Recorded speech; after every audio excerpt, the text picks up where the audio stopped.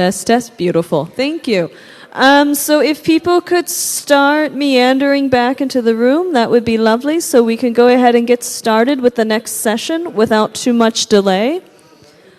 I'm going to go ahead and start talking, but I'll try to do so slowly to give people a chance. So good morning, everyone. We're now into the second session of the summit. This session is entitled Essential Elements of the Delegated Act at the EU Level. So whereas with the first session we were trying to address sort of on a high level what the idea of high-value data sets is and what potential they possess and the current level of discussion in the EU as well as the member states. In this session, we're trying to get into a little bit more of the meat of the subject matter. And to do so, we have a panel here with 2 guests in person and, God willing, 2 guests digitally connected with us. On this panel, we have Simon Lewandowski, who we are hoping is able to join remote from Luxembourg. I see him on the screen, so it seems like it will probably work. In person, we have Simon Chignard from Etalab.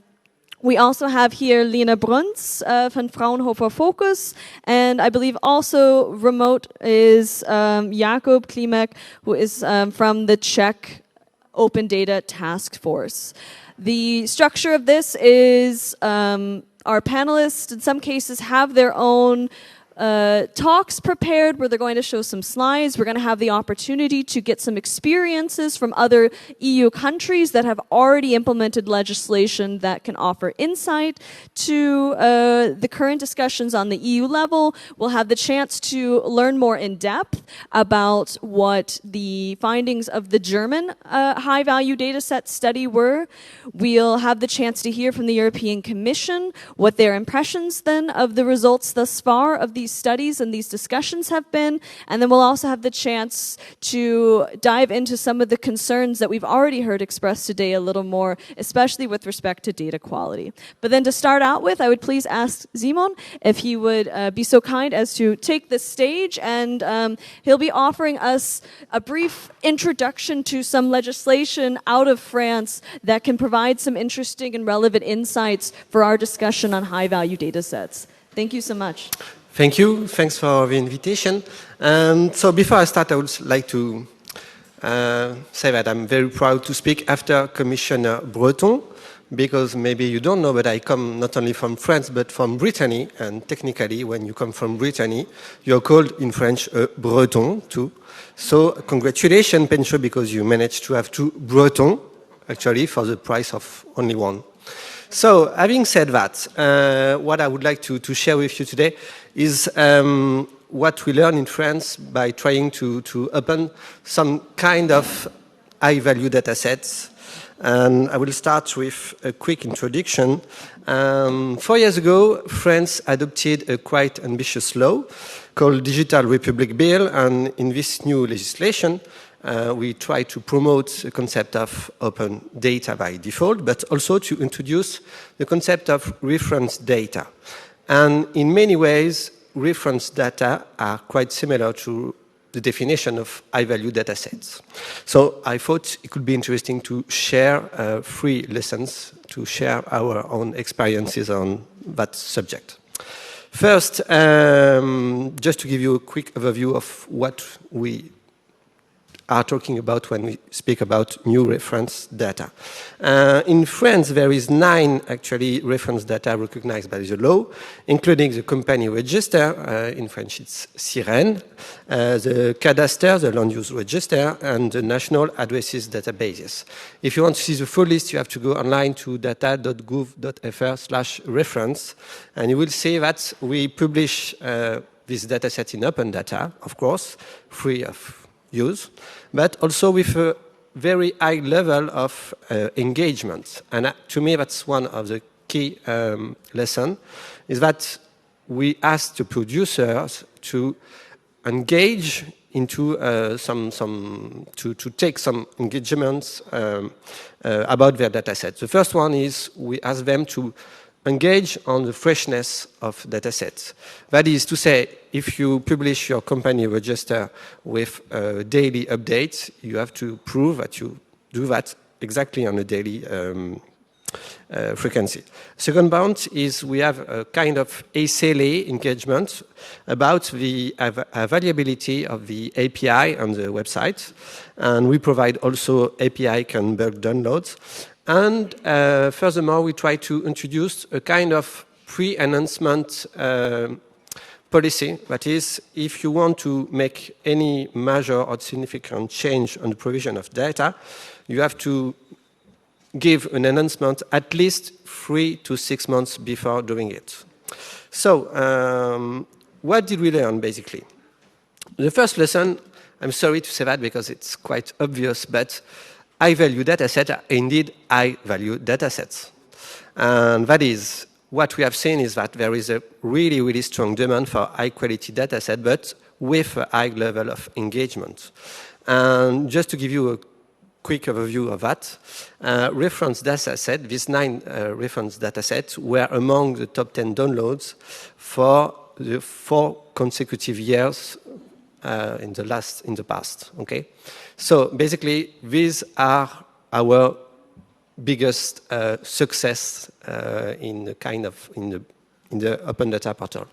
I have to say that before COVID-19 crisis, because since March we have seen the traffic in our website increase twofold, because we publish also COVID-19 real-time information. So there is a strong demand also for that kind of data set. And if I dig into a little bit deeper, I would say that the company register Siren, the number of downloads increased 20-fold compared to the previous situation.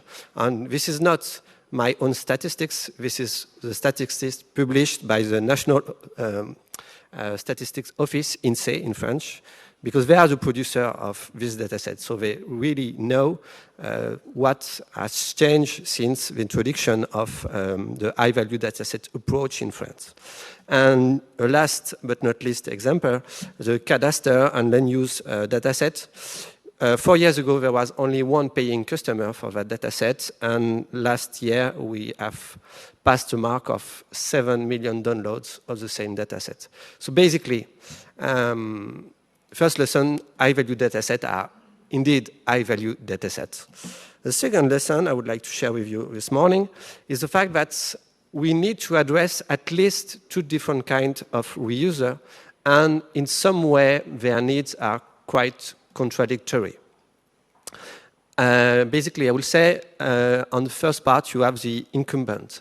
What I call the incumbent are traditional actors of the data market, let's say finance and banking sector, information brokerage, or media companies.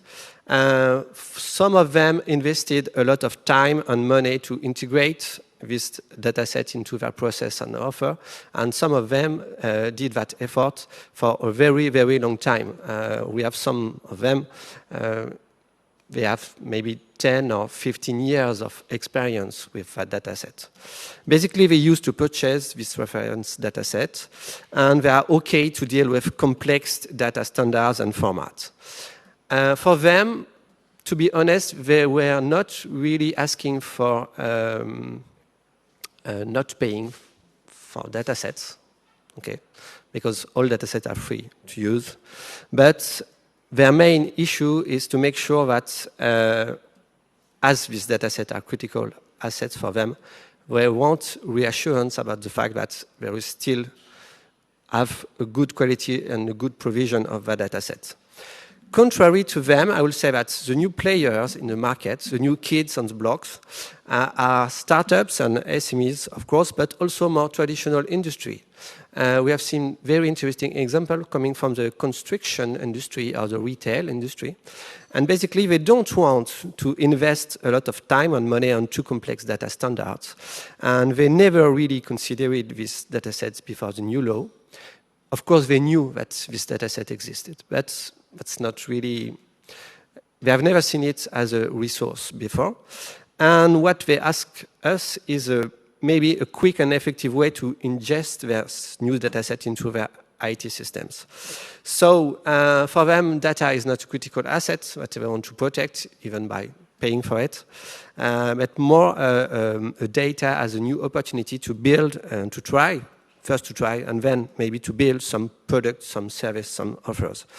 That is to say that clearly this approach, this HVD approach, has a role to play to increase competition in many, many markets, and not only on the data markets. And that's really a very important lesson to me. Last but not least, my third lesson is that data distribution and data stewardships are really key. I mean, sometimes when we speak about the data, open data landscape, it looks like it seems as if there is only producers of data and reusers of data. But the fact is we need more focus on data distribution, on data stewardship. At ETALab, that's exactly our job to do that. And in order to improve the easiness and to facilitate the use of this dataset, we developed a series of features. These features, basically, they are very useful and very appealing for new entrants in the market. For instance, just to give you a quick overview of that, we developed a simplified version of the cadastre, of the land register datasets, which is a quite complicated dataset, but these new entrants ask for a very simplified version, including only the 8 most used layers of data. So that's just one example. The second one is we also provide new version of the dataset in a more easy-to-use format, using some technical standards like GeoJSON or CSV instead of more professional or maybe more complex format. Of course, we provide a series of open API and a lot of documentation and example of integration. So that was my last point, but again, I think we need to first, I think we proved in a way that there is a market for that. The second point is there is a strong incitation for new entrants to try to build things with this kind of data sets. And third, definitely we need to focus a little bit more, not only on the question of data production, on data reuse, but also on the topic of data distribution. And that's it for me. Thank you. Thank you so much. Yeah, thank you.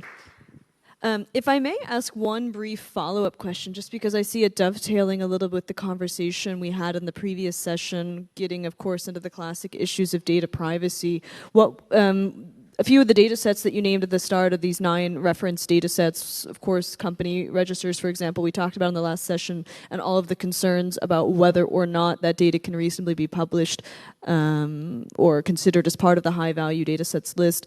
Were there similar discussions in France? How was this handled, this question of data protection?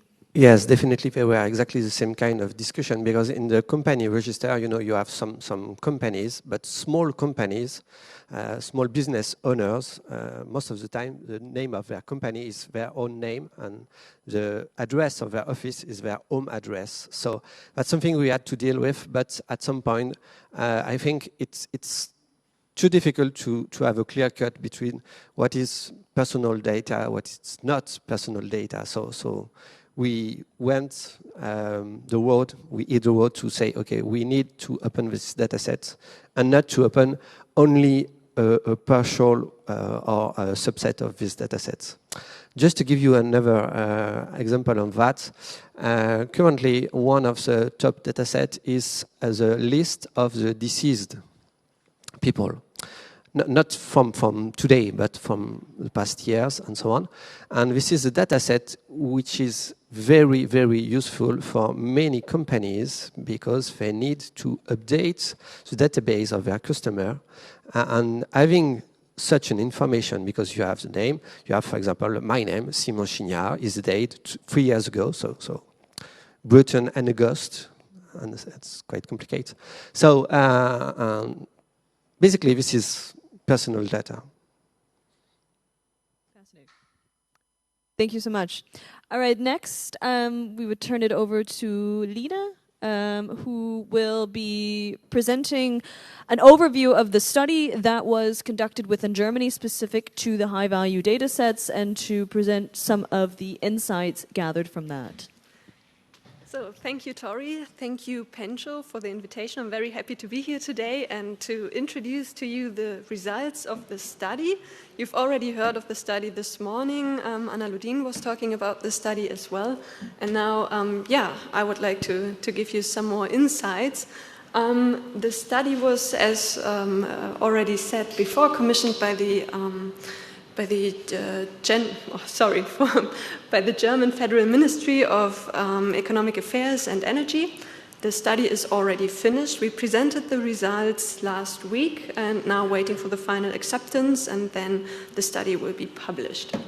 So let me take you on a brief journey through our project. The objectives, you all know, the PSI directive obliges the EU member states to identify and to publish high-value data sets.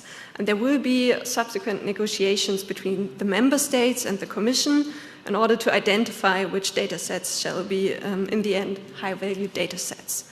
So what we are doing is actually with this study to inform a German position on actually what, from a German perspective, high-value data sets could be by actually identifying potential high-value data sets from Germany, analyzing their status quo, so what is their actual situation like, and also identifying required adjustments that have to be done in case of an high-value dataset classification.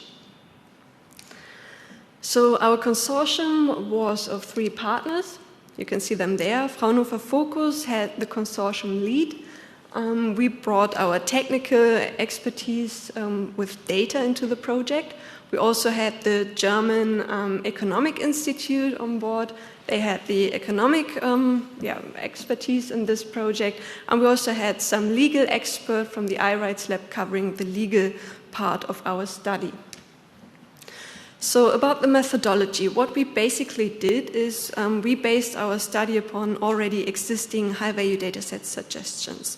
So you might all know that there are some datasets suggested within the PSI directive itself. And also there's the other study commissioned by the EU Commission about the high-value dataset impact analysis. This is the study which is conducted by the consortium of Deloitte and Co. So what we basically did, we had a look at those suggestions of high-value datasets, and then we tried to find datasets which actually match these suggestions from a German perspective. So this is, we did this because we think that those suggestions of the other study will serve as a basis in the further discussions. So for the Federal Ministry of Economic Affairs, it would be of much help to know how these data sets actually look like in Germany. So this is why we identified German data sets which actually match those suggestions. And then we analyzed those data sets because our aim was to shed light on the actual situation of these data sets in Germany. So first of all, we had a look at the economic perspective. There we did actually a cost-benefit analysis. So as you might imagine, the classification of a dataset as high-value dataset might have very positive effects, for example, more competition, innovation, new business cases, etc., pp. But it might also have negative impacts in form of costs, or maybe loss of revenues, or whatever. So we did this analysis to see for each dataset whether there is potential. You all know the PSI directive is actually saying a high-value dataset is a dataset which has potential. So on the one hand, we had a look, does each dataset have potential? On the other hand, are there any costs which might exceed these potential? So this was what we've done in the economic perspective. We also had a look at the legal perspective. There we simply checked whether the PSI directive is applicable for each dataset. And then we also had the technical perspective. You know that the PSI directive actually includes requirements for how the high-value datasets shall be published in the end. So they need to be published in machine-readable formats and via API. So we also checked whether the identified dataset from Germany already meet these requirements or not. So let's come to our key findings. In total, we analyzed 57 datasets through all those 6 thematic areas. And from an economic point of view, 48 of these datasets are suitable. So at least we came to this conclusion, meaning that those datasets, 48 of all these datasets, do have potential, and there are not so many costs to be expected when they are classified as high-value datasets. So the figure 48 also means that there are indeed some dataset where, from an economic point of view, we would say it might be quite challenging for Germany to actually label them as high-value dataset. And this is mostly because of the federal system we have here in Germany. So, for example, cadastral data, they are not published on national level, but rather on state level. And throughout all the states in Germany, this happens under different conditions. So sometimes in some states you will get those cadastral data for free, and in others they are only available against a fee. So this, from an economic point of view, will be quite a challenge. This also goes for other data set we identified, but as you can see from the figure, 48 out of 57, from an economic perspective, they are fine to be classified as high-value data sets. So from a legal perspective, we found that the PSI is mostly applicable to the 57 data sets. There is an exception, actually 3 exceptions, where we must say that the PSI scope is not open at all. For example, one dataset was about biodiversity in the thematic area of Earth observation and environment. And there we just found some copyright issues, so this is a reason why PSI is, in this case, not applicable. But I also have to say that there are like 10 to 15 out of these 57 data sets where we put the stages on yellow. So we use the color scheme, green, everything is fine. Yellow, well, you need to have a closer look. And red, no, this is not good. So we put some of the data set on yellow because of sectoral regulations like the ITS, which was mentioned before. And there the legal situation is just right now a bit unclear. So yeah, for the most data sets it's applicable, maybe 10 to 15 where we put it on yellow and only 3 where we say no, the PSI is not applicable. From a technical point of view, we found many data sets to be set on red, actually, because the technical requirements are often not met. So I think, when I remember correctly, there were only 8 data sets out of 57 which are already today provided in machine-readable format and also via API. This is not very much. Some of these data sets are provided in machine-readable formats and not per API, so these we put on yellow, but there are also a lot of data sets which are just PDF reports, so not very good. But I also have to emphasize that the technical perspective is actually the least relevant perspective when it comes to the question whether a data set shall be a high-value data set or not. So the study also includes some recommendations, 19 to be precise. We won't have the time to go through each recommendation, but I brought to you 3 of them. So first, we think that we really need a precise definition for each high-value data set. So imagine we have to enable the collection of data that are homogeneous throughout all member states on the one hand, and on the other hand, we are confronted with very different data structures and information and understanding in each member state. So we think a model definition of each high-value dataset might help. This model definition should also include a description so that everyone really understands what this high-value dataset is actually meant with. And also it should list attributes. So for example, just imagine we have weather forecasts as high-value datasets. Then somehow we must define what attributes have to be within these data sets. So for example, are we only talking about temperature? Are we talking about wind, rain, whatever? So there must be a list of attributes which are mandatory to be included in the respective high-value data set. So the next point, and we already heard it this morning, it's the quality. So we found a lot of quality issues within the data. And I mean, data quality is, of course, important, no matter if we're talking about high-value dataset or open data in general. And also, data quality is a very broad topic. So let me just bring it down to 3 main things we think are very important for the high-value dataset. So first of all, the completeness. We need to have a common understanding of the scope of content of each high-value dataset. Second, the timeliness. So we also need a common understanding of the expected update frequency for each high-value dataset. And last but not least, the granularity. We also need to have a common understanding of the expected granularity for each high-value dataset. And last but not least, so actually the last one on this slide, as I said, there are actually 19 recommendations, but here the last one, support the data providers. So very clear legal and technical guidelines will simplify the implementation.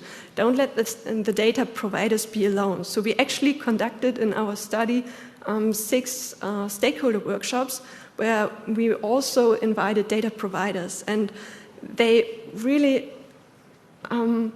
let's say they fear this concept of high-value dataset. Actually, let's say it like that. There's the fear because they do not know what is expected of them and how they should actually implement them. So let's try to help them and do not leave them alone. Thank you.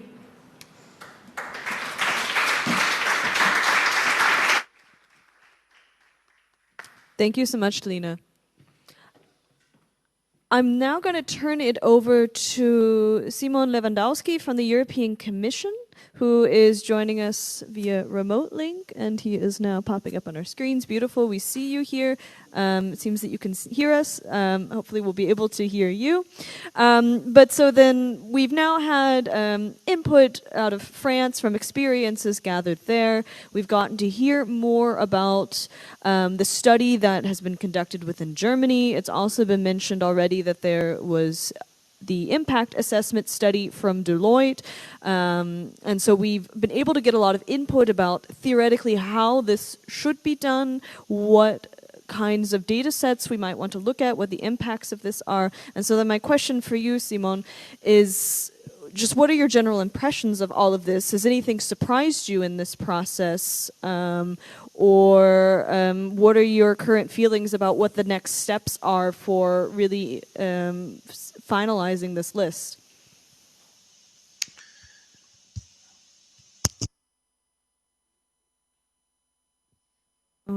We don't hear you. Can you hear me now? Yes. Okay, good. Sorry, we had some technical issues here on our side, on the Commission side, even though we are not in the Commission building, but we use Commission computers, so that seemed to be the main problem. I actually had to switch to my private computer now to be able to connect. And so on behalf of Jirka Pilař, who was supposed to take part in the earlier part of the discussion, I would also like to just excuse him. It's not that he didn't want to participate, but he was just unable.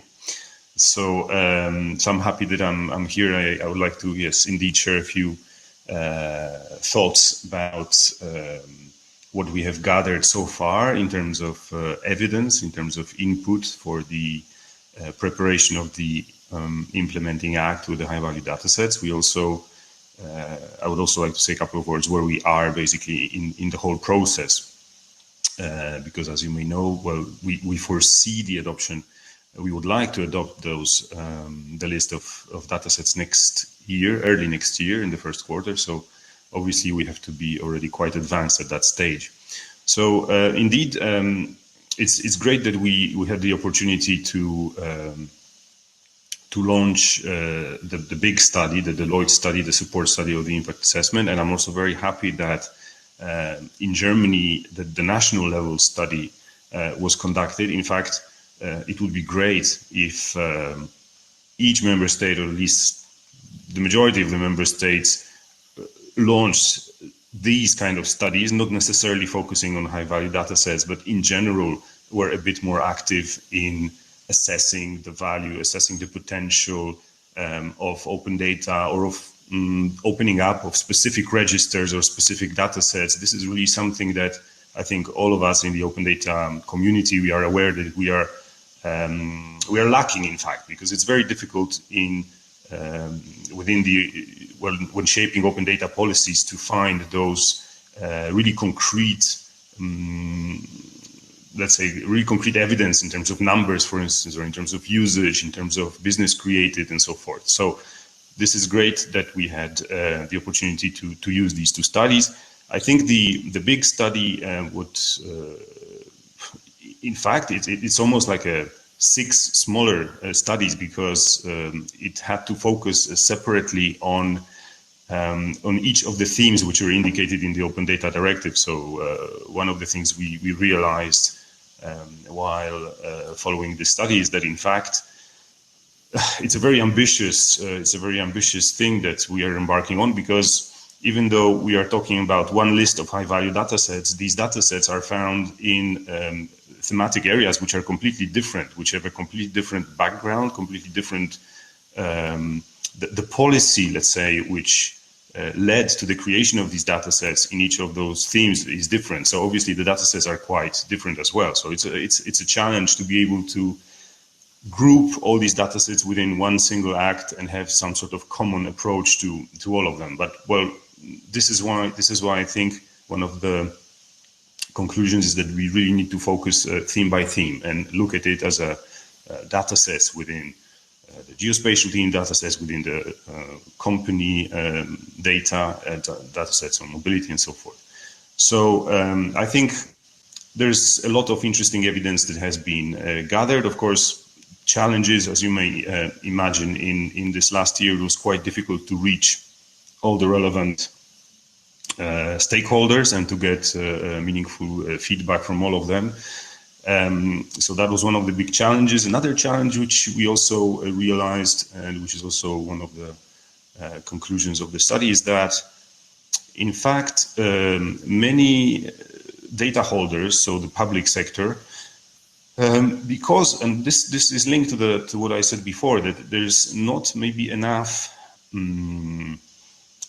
let's say, studying or examination being made as to what is happening with the data, how is the data produced, what happens to the data after it's published, and so forth. Very often it's actually difficult to get the kind of information that we need to construct our impact assessment. And for instance, asking them about things like costs. Okay, so how much do you think it would cost you to produce these datasets, or how much do you think it would cost you to update your infrastructure, and so on? Because very often these costs are hidden in some sort of bigger envelopes, and they are part of a general IT update of a given institution, for instance. So it's very difficult to actually pinpoint, let's say, both the costs and the benefits which would just specifically relate to those high-value datasets, because these high-value datasets usually form a part of a larger set of data, and very often all these initiatives that surround the opening up of these datasets are, let's say, calculated and are planned as a whole. So it's difficult to distinguish all these little elements that specifically relate to high-value datasets. So these are the kind of challenges that we can see from the study. With regard to the German study, I think, well, first of all, it's great that it's there, that somebody actually looked at it on a national level. So I think it's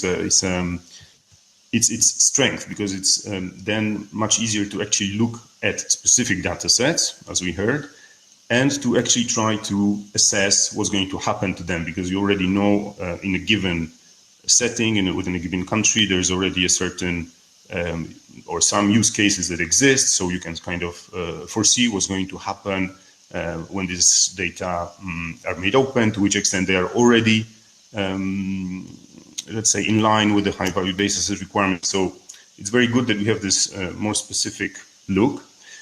At the same time, I could say what I also see from the study, it's not really a criticism, but just an observation that some of the value of the high-value data sets, or some of the benefit of this whole initiative, can only be seen really when we think about the EU-wide approach. So some of the value you will not really see on the national level. So if you're trying to see, okay, what in Germany we may get from opening up these kind of data sets according to those rather requiring, let's say, terms, knowing that we would have to forego charges and the whole adjustment will cost, etc. It's true. Then you may get discouraged. But the thing is that if you look at it on a European level perspective, I think having this sort of common and demanding reuse conditions for these data being truly open across the EU,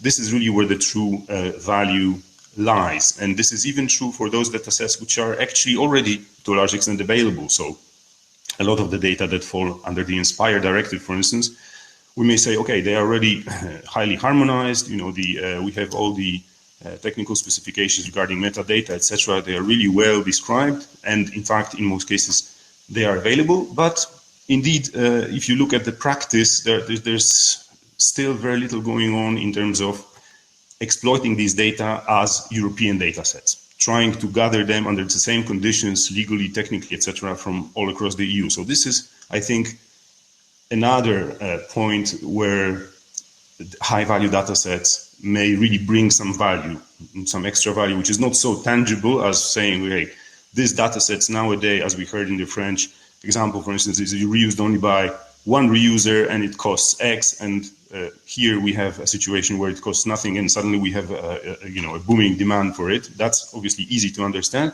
but I think there's a lot of value that can be created just by the fact that we add this extra reuse layer, which is currently missing to the data, which is only just accessible here and there and not really having this common European layer. So that's another conclusion that I get. Some of the other, I think, thoughts would be that we, on the one hand, we cannot limit ourselves to just reaching for the low-hanging fruit, as we say, because we are all aware that the point of this initiative is to go forward.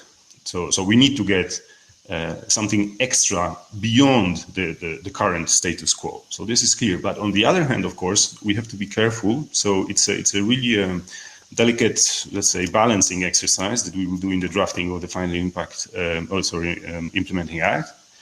That we need to stay within the limits, first of all, of the Open Data Directive. It's only an implementing act to the Open Data Directive. And there, of course, you may say unfortunately, but we have to respect things like if some data are not accessible, they are restricted from access, they will not fall under this into the list of high-value datasets. If there are serious doubts regarding personal data protection and how we could actually reconcile this with the opening up of some data sets, then it's also, well, it's a major hurdle that we have to overcome, and I think it will have an impact on the overall scope of this initiative in those parts where there is really a personal data protection issue. We obviously only talk about existing data, so we cannot be too demanding with regard to the quality of the data that would amount to actually producing completely new data sets that don't exist. So we are talking about existing data. That's the approach of the Open Data Directive. And of course, we know that interoperability is one of the main problems. This is one of the issues we showcase in the impact assessment, that one of the barriers nowadays, one of the problem drivers is that we need to get a bit more interoperability on both technical and legal levels to get the data more reusable. But of course, then again, we should not go beyond what the Open Data Directive says, when it says, for instance, we should take into account everything that has been done so far in the member states in implementing open data initiatives. So we will certainly try to, as much as possible, rely on what has already been done. And luckily, many of the data sets that are covered here are already, to a large extent, regulated by, for instance, the INSPIRE directive. So there are, the quality is more or less assured. In the meteorological field as well, there's a fairly good consensus as to how these data sets have to be published and what they are, etc. So from this point of view, I think it's good, but simply we have to be aware that it's always a balancing exercise where we have to the ambitions on one side, and then the respect of certain specific limitations. With regard to, let's say, feedback that we get so far also from the member states after conducting this research and after conducting consultations and so forth, I must say that most member states are quite, let's say, positive and committed. So I think there is a general understanding that there is a potential in those high-value datasets that we should try to exploit, that it's a pity that these datasets are being produced and not used to the amount that they could. So this is something that I think everybody shares, and this is good. We have sort of common understanding. And then there, I would say, some issues that gain importance in some countries more than in others. And that's, for instance, the personal data protection issue. So we really get messages from some countries basically telling us that the way they see it under their national legislation, some of these data sets could never be made open.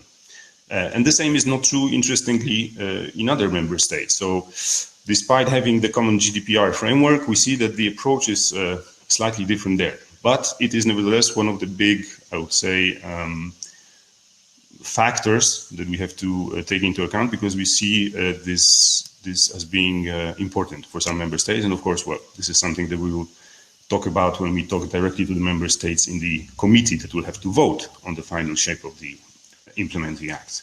Okay, Simon, I think I might have to cut you off there because I want to make sure we have enough time to also get input from Jakub. But that was fantastic. Thank you for all of those insights. It's really interesting to then get this insight into what's then actually happening within the Commission and what the thought processes are there. So thank you very much for this input.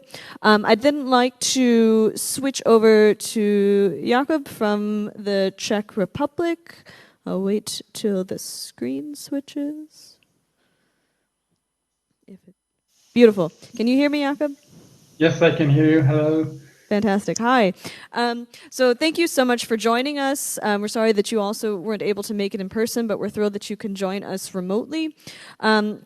So with you, I really wanted to dig into a little more this topic of data quality, which I have to say very refreshingly has actually been a big part of today's discussions already. It started with the initial keynote from Aline, and it's been referenced in sessions throughout the day, which I think says a lot, obviously, to the importance of addressing this issue. And then you were the author of a non-paper that really emphasized how critical it is for the topic of data quality to be considered alongside these discussions of what are the data sets that we would want to publish through this high-value datasets initiative. And so my question for you would be if you could just then summarize a bit or get into a bit from your own perspective, from your own experiences, obviously why it's important to then consider data quality alongside the list of high-value datasets, but then also from your perspective, outside of today, do you think this is playing a big enough role in the conversations about high-value datasets, or is this something that needs to be addressed at a greater level and in greater depth than it has thus far? Right. I'm also glad that Lina already mentioned data quality, because I will really focus on that aspect of the high-value datasets right now. I have a little presentation prepared, actually, so let me just share this one to help me illustrate what we actually mean by the problems or the issues or the concerns that we have with actually the data quality not being given sufficient attention in the process of preparing for the high-value dataset publication. And yeah, let me illustrate on data interoperability. And let's say we'll have an example of the company ownership dataset, which was already mentioned today. And let's say that this one gets on the list of high-value datasets and gets published, and nothing more will be said to that. What we will get actually is something like this. Each member state and I will say provider, publisher, member state, doesn't really matter. I mean the same thing by that. Each publisher or member state will say, okay, we need to publish company ownership data sets. We will do that. And currently, even in the study that is being performed, there is really no focus, or there is not enough focus on specifications and data quality and data interoperability once the data identified on the list of high-value data sets actually gets published. So when that happens, and nothing will be done about the data quality, we will get something like this. Each data set will have some representation of company ownership data. That's true, but the data sets from each member state together will not be interoperable. This means that potential consumers will have a very hard time actually working with the data as a whole, as already was mentioned, as with a European data set, because it will be a set of individual data sets from member states, each data set looking a bit different, maybe a lot different. Let me again illustrate some of the technical issues that may happen. Let's say that it will be agreed that the company ownership data set will be published as a table, let's say, a simple CSV table. So from all the shapes I shown on the previous slide, this is the expected shape, right? A table with expected columns.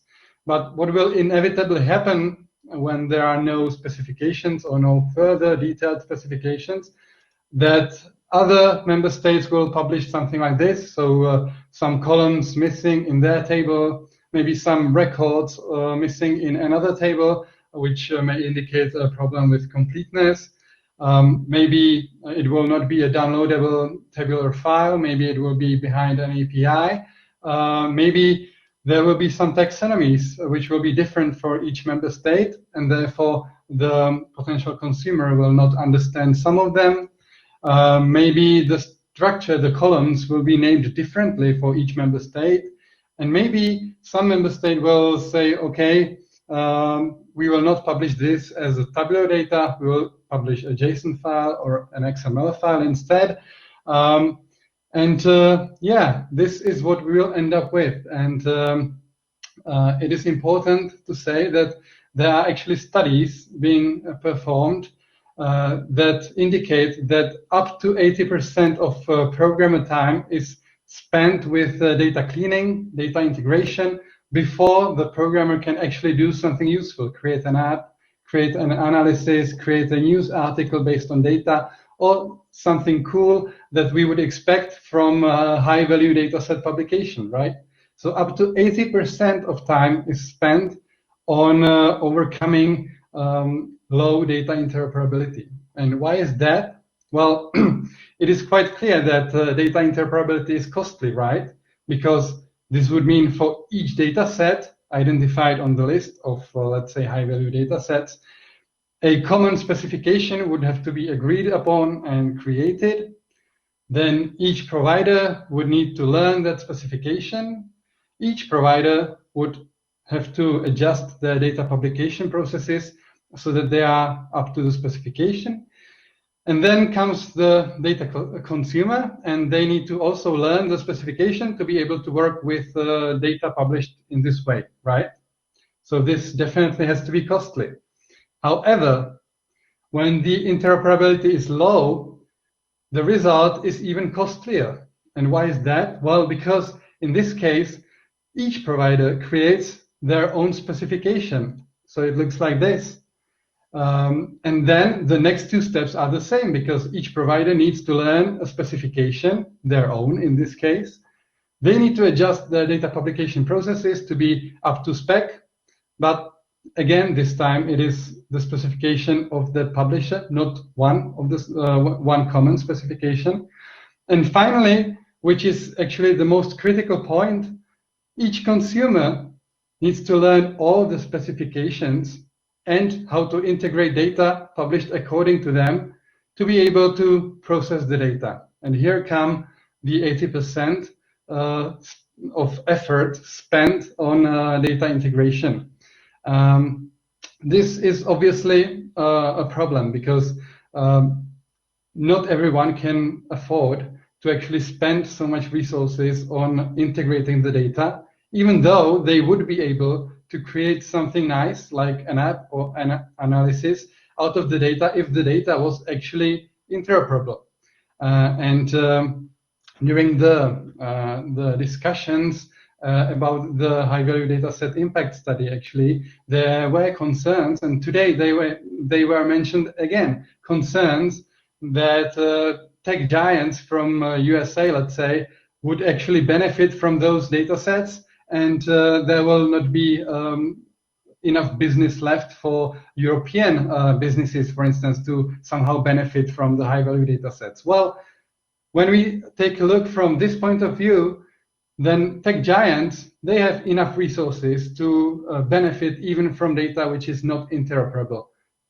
But smaller businesses, like maybe some new European ones, think of some startups and so on, they won't have the resources to overcome the interoperability problem, and they would be able to actually build their business if the data was interoperable in the first place.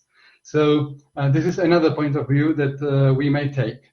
And if we take a look at an example from the high-value dataset study, now even with the higher intensity intervention here, we have a specification at the level that the company ownership dataset should be published in XML or JSON. Well, this is obviously not enough because an XML file can contain any number of differently shaped data. We need something more. We need deeper and more precise specifications of how that data should look like. The same goes for taxonomies here. For taxonomies, it says they are recommended to use. Well, okay, but we need to know which taxonomies and how they should be used. Otherwise, we'll end up with something like this. So again, uninteroperable data sets.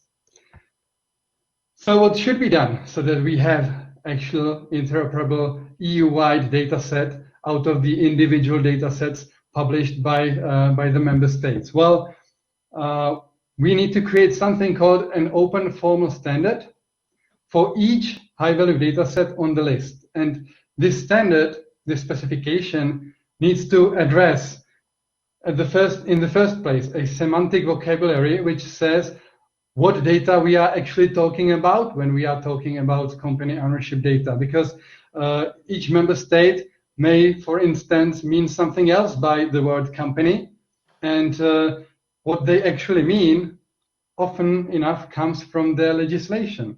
And their legislation, again, often enough, comes from the EU legislation. So we need to actually semantically model the meaning of the data so that we can make the data interoperable later when it is published. From that semantic vocabulary, we need data model derived, preferably a linked open data one, so based on the RDF data model. But there can also be more than one data model if they are all based on the same semantic vocabulary, of course. And then for each data model, we need data schemas, and we need validators, we need data samples and shared taxonomies, maybe even example applications, so that when one member state actually publishes their data, they can see right away how the data looks like in an application. They can also verify that the data is published correctly. And all this we need to do before high-value data sets publishing is made mandatory, because otherwise all the member states will spend money on publishing the data sets in some way, in some not interoperable way, and later it will be too late, the money will be spent, and it will be even costlier to do something to improve the interoperability.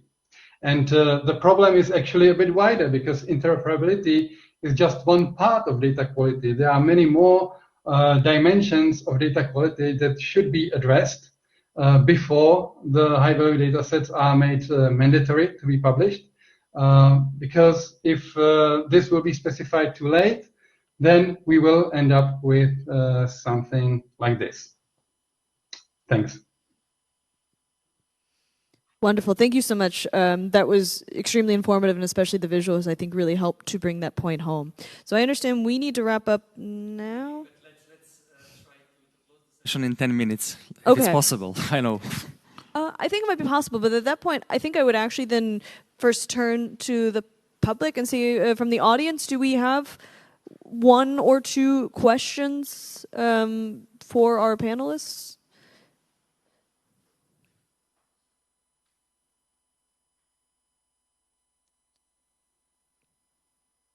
Nobody trusts themselves to do it. Okay.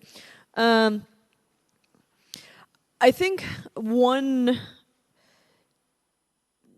something that was interesting to me, specifically that you had said, Lena, was this topic of fear that a lot of potential data publishers are just feeling, I think, a little fearful and a little overwhelmed right now about what might be coming toward them. And so I sort of have an open question, maybe potentially everyone has an opinion on this, including people in Remote Link, is just what can be done to assuage these fears? What can we do to make this forthcoming delegated act, that this obligation to produce high-value data sets seem less like a fearful thing and an overwhelming task and more like an opportunity and a chance? Do either of you have opinions, or I realize it's hard on the Remote Link, maybe you can like wave in the screen if you have something you want to say? Yes, maybe just a few words about that. Let's say I'm working for a national geographical institute, and I'm producing geographical data. These days, it's quite hard to work at this kind of institution. I mean, and most of their issues have nothing to do with open data. Basically, if you produce maps today, you have a big competitor. In France, actually, Google Maps has a market share of more than 95%. So first, I think we should acknowledge the fact that they are facing big concerns basically on their core business, which is to produce data and to produce reference data. So first, I think the key point here is not to say, okay, everything will be all right, it's very easy to publish data freely and easily. Is to say, okay, we know your business model is at risk, but don't get me wrong, open data is not the problem itself. I'm not saying it's a solution, but just to acknowledge the fact that it's quite complicated today to sell public data. So I think from my side, as I already pointed out during the talk, it would be very helpful to provide clear guidelines and also offer support for implementation. And maybe I think it would also be helpful to do more communication towards the data providers, because what we actually noticed was they had the feeling that we know more than them, and there's a feeling that discussions have already been going on, and actually they have not even yet started. So we all do not know more than them, but somehow they have the feeling. And this is also why they are struggling and why they do have fear. And I think a more open communication might help, probably. Maybe I have a short question for Simon. Can you please? We have learned a lot from France. Basically, this directive has its ground, has inspiration from the French model. Now we have this potential list that is going to come. Is this list enough ambitious in your eyes? Is going to change something in France? Actually, I'm not sure I'm able to answer specifically to your question. But the thing is, as I said, we currently have only 9 reference datasets. It's because we adopted a different definition. Is that not only we have to focus on high-value dataset, but reference data have to include key identifiers. I don't know if you understand what I mean, but definitely, so basically the list in France is quite small, but if you think about datasets that have a huge value, just to give you an example, we just released last year a dataset about very detailed information about the price of houses, and it's called DVF, Demande de Valeur Foncière, sorry, it's in French. And this is quite interesting. It's also a data set. We had many questions from the public because on that data set you can see exactly the price that your neighbor paid for his house. And it was really, really, at least for many years we said there is a clear distinction between what is personal data and what is public data. And then we have to face a very complex case, which is, do we really want people to be able to know how much his neighbor has paid? And at the end of the discussion, we said, yes, we want that level of transparency. But again, I think it's first, you have to acknowledge the fact that it won't be easy. And you will have to face complex questions like this one, and to have maybe a kind of political courage to say, okay, let's go for it. Okay, I think on that note, we'll close the panel. Thank you so much for the discussion. Thank you especially so much to Jakub and Simon for joining us remotely. Thanks to the technicians. Yeah. Maybe we ask at the end Simon to comment on the aspects that Jakub address. Will all this issue going to be addressed, Simon? Do you have all these issues in mind when you put all these issues in the implementing act? Well, we certainly have these issues in mind, and of course, we agree that everything that has been said, it is true. It is true, and we are all in favor of, let's say, ever closer interoperability. But it is true that also that we have a certain process now. I think it's not realistic to think that we would be within the space of 2-3 months able to really reach the ambition that was shown on the slides before for each of those data sets.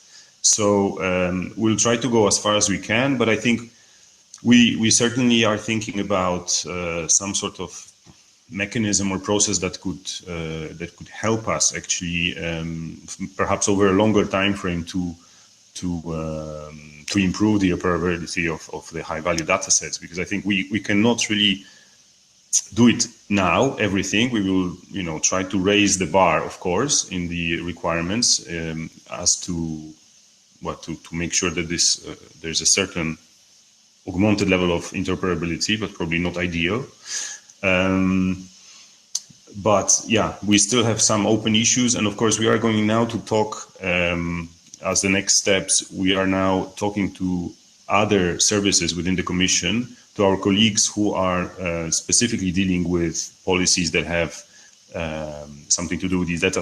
For instance, we will meet colleagues from Eurostat and discuss more in detail the proposed high-value data sets under the statistical domain, to see what really could be done in a short time frame to improve the definition, so that we really know, we specify very well what we mean, so that everybody understands on the member state level what exact high-value data sets are concerned, and also to maximize their interoperability and quality. So this is something that later stage, of course, we will discuss the same with the member states. And I think there is still some time to actually be more specific, to fine-tune. So the study is the basis, and now we are going to fine-tune this and try to be as specific as possible. But as I said, I think we will, on a certain scale, we will not be from 0 to 10. We will not be 10, but it will probably be somewhere between 5 and 7 or something like that. But we will try our best. Okay, on that note, I think we're going to close out this panel. Again, thank you so much to everyone for your participation. And now we'll roll right into the next session, or do you want to take a 5-minute break? No, I just want to thank to all of you, especially to the Luxembourg Private Computer Works. Please suggest the same to Andrea for the next session. We have a time for a small break, let's say 10 minutes. There is a coffee outside. Please split into 2 groups and don't forget to wear masks. So we meet like in 10 minutes. And once again, thank you to all of you.